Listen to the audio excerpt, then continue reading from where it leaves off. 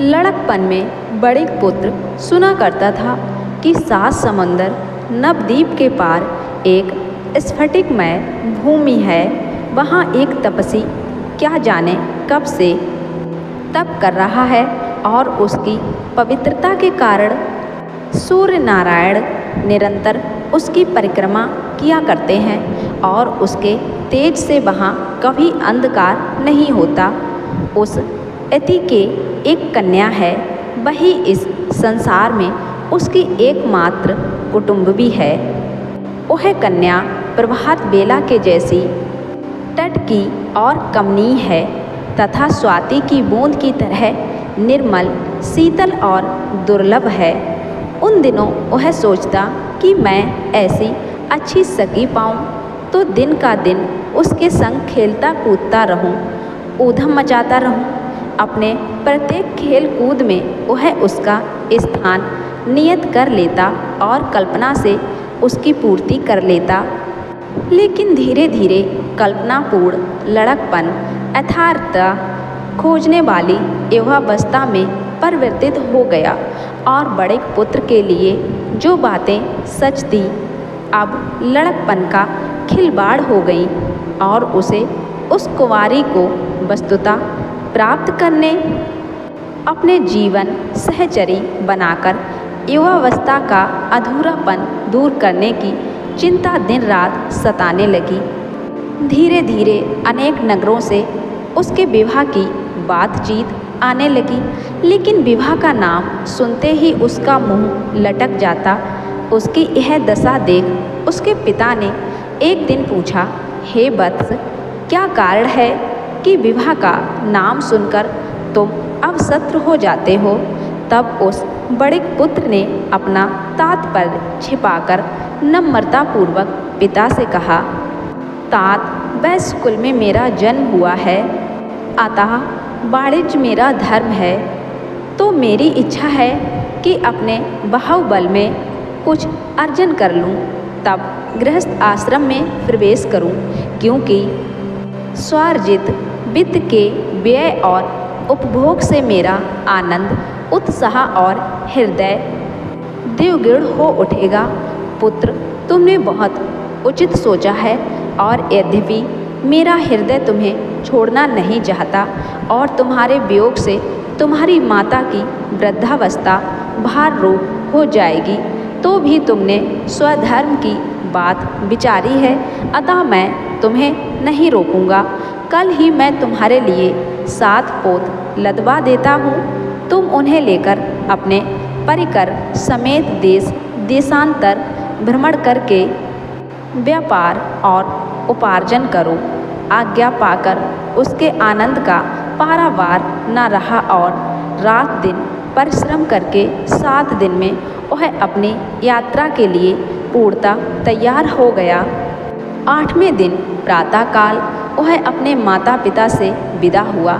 उस समय उनकी आँखों में आंसू भर जाने से उनकी दृष्टि धुंधली पड़ रही थी, अतः वे अपनी संतान को ठीक ठीक देख भी न सके। लेकिन बड़े पुत्र को उनका वियोग सहज न था, तो भी नए देशों के देखने का उत्साह और अपनी कल्पना की प्रेयसी के मिलने की प्रत्याशा से उसका हृदय आनंद से फड़क रहा था। शीघ्र ही वह अपने जहाज पर बैठा और उसका 7 जहाज़ों का बेड़ा अनुकूल पवन पाता हुआ द्वीप दप पर द्वीप तय करता गया। प्रत्येक द्वीप पर व्यापार करते करते उसने स्वर्ण की बड़ी भारी राशि बटोर ली और यूँ 3 वर्ष बीतने पर जब वह स्कंध नामक देश में पहुंचा, जहां के लोग भालू और सामुद्रिक सिंह की खाल पहनते हैं, तो उसने बड़ा उत्सव मनाया, क्योंकि उसे अनेक देश देखने का तथा अर्थ के लाभ का आनंद तो दिखाने मात्र को था। उसको प्रसन्नता तो इस बात की थी कि वह अपने लक्ष्य स्थान के पास पहुंच गया था, क्योंकि यहाँ से वह स्फटिक द्वीप केवल 1 मास की दूरी पर था। तब बड़े पुत्र ने अपने 6 जलयानों को और समस्त साथियों को वहीं छोड़ा और अकेला एक पोत पर अपने अभीष्ट स्थान की ओर चल पड़ा। उसके साथी ना तो उसे रोकने में ही कृतार्थ हुए, ना उसका यह उद्देश्य जानने में ही। 2 दिन में उसका जहाज उस समुद्र में पहुंच गया जो ठीक शरद के आकाश की नाई है, क्योंकि वह वैसा ही प्रशस्त है, वैसा ही निर्मल है और वैसा ही नील है। साथ ही जैसे इसमें शुभ्र घन घूमा करते हैं, वैसे ही उनमें बड़े बड़े बर्फ के पहाड़ तैर रहे हैं। उन्हें देखकर माझियों के छक्के छूट गए, लेकिन बड़िक पुत्र में ऐसी दृढ़ता आ गई थी कि उसने उन लोगों को पूरा धीरज बंधा दिया और स्वयं जहाज का मार्ग निर्दिष्ट करने लगा। सचमुच ही उसके निश्चय को उन विशालकाय हिम पर्वतों ने मार्ग देना आरंभ किया और अपनी यात्रा के महीनवें दिन वह जहाज स्फटिक द्वीप के किनारे जा लगा। अब बड़े पुत्र ने उन माझियों से भी पिंड छुड़ाया और अकेला उस द्वीप पर एक ओर चल पड़ा। वास्तव में वह द्वीप भी बर्फ का ही बहुत सुंदर द्वीप था और वह कुछ दूर भी नहीं गया होगा कि मारे शीत के उसके पैर निष्प्राण से हो उठे। लेकिन उसका साहस उसे घसीट ले चला और उसे एक झुंड ऐसे पक्षियों का आता दिखाई पड़ा जो करीब करीब मनुष्य ही के जितने ऊंचे थे और झूमते हुए मोटे मनुष्य की तरह चल भी रहे थे। उनके संपूर्ण शरीर रोएदार पर से ढके हुए थे और अपनी भाषा में कुछ कहते हुए वे उसी की ओर बढ़े आ रहे थे। बड़े पुत्र उनका कोलाहल तो न समझ सका, लेकिन इतना जान गया कि वे उसकी सहायता के लिए आ रहे हैं। अतएव वह वहीं ठहर गया। कुछ क्षणों में वे उसके निकट आ गए और उसे चारों ओर से इस तरह घेर लिया कि उनकी गर्मी से शीघ्र ही वह स्वस्थ हो गया। फिर तो पक्षियों का वह झुंड उसके साथ हो लिया और उसे बड़े सुख से मार्ग दिखाता हुआ उस तापस के आश्रम की ओर ले चला। वह झुंड उसे गर्मी पहुंचाता था। जब बर्फ पड़ने लगती थी तब अपने डैनों की आड़ में ले लेता था और रात्रि में अपने डैनों का ओढ़ना बिछौना बनाकर उसे सुख की नींद सुलाता था। इतना ही नहीं, अपने में साहुत करके प्रति 7वें दिन उनमें से एक अपना प्राण दे देता था, जिससे 1 सप्ताह तक बड़े पुत्र का उदर पोषण होता था। इस प्रकार 21वें दिन उसे तापस का आश्रम दिखाई दिया। ज्यों-ज्यों वह उसके निकट पहुँचने लगा, त्यों-त्यों उसकी विचित्र दशा होती गई। उसके मन, प्राण और शरीर में एक ऐसा जबरदस्त तूफान उठ खड़ा हुआ कि उसमें उसका आपा सर्वथा विलीन हुआ। वह अवस्था यहाँ तक बढ़ी कि उस आश्रम में पहुँचते ही ज्यों उस मुनि कन्या पर उसकी दृष्टि पड़ी, वह पत्थर का हो उठा और मुनि कन्या जो ललक कर उसके स्वागत के लिए बड़ी थी, यह दशा देखकर एक चीख मारकर बेहोश हो गई।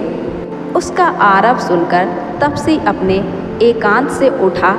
उसने अपने तपोबल से वैश्य कुमार को पुनर्जीवित किया, फिर परिचर्या द्वारा अपनी कन्या की मूर्छा भी दूर की। वैश्य कुमार उस समय एक अद्भुत आनंद के समुद्र में डूब उतरा, क्योंकि उसने मुनि कन्या की अपने में जो कल्पना की थी वह इसके सामने कोई चीज़ नहीं थी। यह तो आशा के समान लावण्यवती। और जब उसने पहल प्रश्न किया, तुम्हें क्या हो गया था, तब उसे ऐसा जान पड़ा कि वीणा का स्वर इस कंठ की छूछी विडंबना मात्र है। कुछ ही क्षणों में तापस अपने एकांत में चला गया और वे दोनों ऐसे घुल मिल गए मानो जन्म जन्म के संगी हो एवं विविध वार्तालाप करने लगे। इस प्रकार जब 3 पहर बीत गए तब वह मुनि पुनः वापस आया और बड़े पुत्र से कहने लगा, वत्स, मैंने जान लिया कि इस कुमारी का जन्म तुम्हारे लिए ही हुआ है, सो इसे ग्रहण करो, मैं इसे तुमको दूंगा। यद्यपि देवता तक इसकी आकांक्षा कर रहे हैं, लेकिन मैंने उनसे स्पष्ट कह दिया है कि यह मतर्य वाला और मतर्य से ही इसका संबंध शोभन होगा। लेकिन मेरी प्रतिज्ञा थी कि जो मतर्य यहाँ तक पहुँच सकेगा वही इसका अधिकारी होगा। तो आज तुम आ गए, अब शुभ लग्न में मैं इसे तुमको दे दूँगा। 24 प्रहर तुम हमारा आतिथ्य स्वीकार करो, उसके बाद वह मुहूर्त आएगा। इतना कहकर वह तो चला गया और मुनि कन्या जो सिर नीचा किए हुए बैठी थी उसी मुद्रा से उससे बोली, मेरी भी एक प्रतिज्ञा है, उसे तुम समझ लो, क्योंकि बिना उसके पूरे हुए तुम मुझे ना पा सकोगे। बड़े पुत्र कहने लगा, वह कौन सी ऐसी बात है जो मैं तुम्हारे लिए ना कर सकूँगा। तुम उसके कहने में संकोच ना करो, बस शीघ्र ही मुझे अपनी प्रतिज्ञा सुनाओ, क्योंकि मैं अधीर हो रहा हूँ। तब बड़े पुत्र को अपनी चितवन की इंद्रीवर माला पहनाते हुए उसने दृढ़ता से कहा, जो यहाँ बचने की प्रतिज्ञा करेगा वही मुझे पा सकेगा, अन्यथा मैं विवाह नहीं करूँगी, क्योंकि पिता को अकेला छोड़कर मैं नहीं जा सकती। कौन उनकी देख रेख करेगा। पिता से अनुनय करके उन्हें उनके निश्चय से विरत करूँगी और आंजम कुमारी ही रहने की अनुज्ञा प्राप्त करूँगी। वैश्यपुत्र ने समझा था कि कुमारी कोई बड़ी समस्या उपस्थित करेगी, लेकिन उसकी बात सुनकर उसे अत्यंत आश्चर्य हुआ, क्योंकि उसे तो अपने देश की कोई सुध ही नहीं रही थी। वह तो कुमारी मैं हो रहा था। अविलंब ही वह बोला, यह कौन सी बड़ी बात है। भला इससे बढ़कर कौन देश होगा जहाँ सूर्य कभी अस्त ही नहीं होता और तुम्हारा पूर्ण चंद्रनन नित्य उदित रहता है। यह सुनकर कुमारी ने अपनी मुस्कान का जादू उस पर फेर दिया। बात करते 24 पहर बीत गए, क्योंकि यहाँ कभी सूर्यास्त न होने के कारण समय की गणना पहरों से ही होती थी और वह शुभ घड़ी आ पहुँची जिसकी अभिलाषा बड़े पुत्र को जन्म से ही थी। योगी को मुक्ति से जो आनंद होता है उसका उसे अनुभव सा हो उठा और विवाह कृत्य पूर्ण करके अति जब अपनी साधना में प्रवृत्त हुआ, तब दंपति हाथ में हाथ दिए हुए बर्फ के मैदान में टहलने के लिए निकल पड़े। उस समय वैश्यपुत्र को ऐसा प्रतीत हुआ कि वह अपनी सची को लिए हुए नंदन कामन बिहारी इंद्र है। प्रेमालाप करते हुए दोनों आगे बढ़े। बड़े पुत्र का मुँह दिव्य तेज से दमक रहा था। उसने कहा, सखी, मैं यहीं बर्फ काट कर तुम्हारे लिए एक ऐसी गुफा बनाऊंगा कि तुम्हें उसमें शीत का लेस मात्र कष्ट न होगा। लेकिन उसने इसका कोई उत्तर नहीं दिया। वह क्षितिज को एकटक देख रही थी। ऐसा जान पड़ता था कि उसकी दृष्टि उस पलट को भेद कर उसके पार के दृश्य देखने में निमग्न है। तब वैश्यपुत्र ने पूछा, किस ध्यान में हो। कुछ नहीं, सोच रही थी कि तुम्हारा देश कैसा होगा। क्यों? पति ने उत्सुकता से पूछा। इसलिए कि वह देश तुम्हारा है, उसकी ममता ने उत्तर दिया। सहसा आर्य कुमार को जन्मभूमि की याद आ गई।